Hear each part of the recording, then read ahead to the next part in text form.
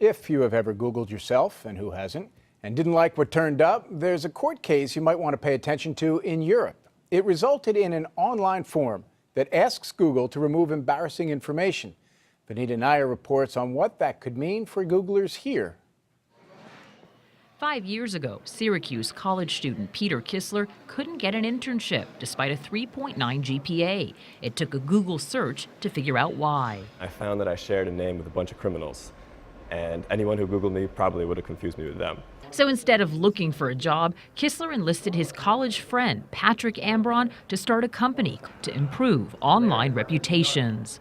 How long till you'll see things changing on your Google page? It could be a week, it could be 6 weeks. It's more and more important to really have control over what people can find about you, yet it's becoming harder and harder to do. So do you remove information from someone's search page or do you just bury it? It's almost impossible to get something removed from the web. So your best bet is to push it far down off the page and replace it with positive stuff.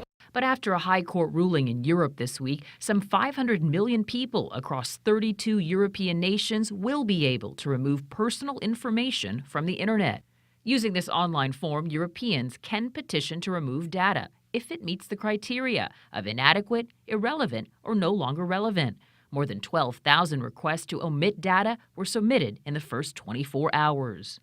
An advisory committee will weigh requests, and Google admits it'll be forced to make, quote, difficult judgments about an individual's right to be forgotten and the public's right to know. How does that ruling affect Google in general? It's unlikely anything like this would probably move to the United States because we really, veer towards First Amendment, right to know.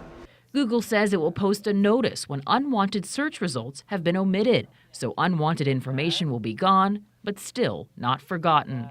Vanita Nair, CBS News, New York.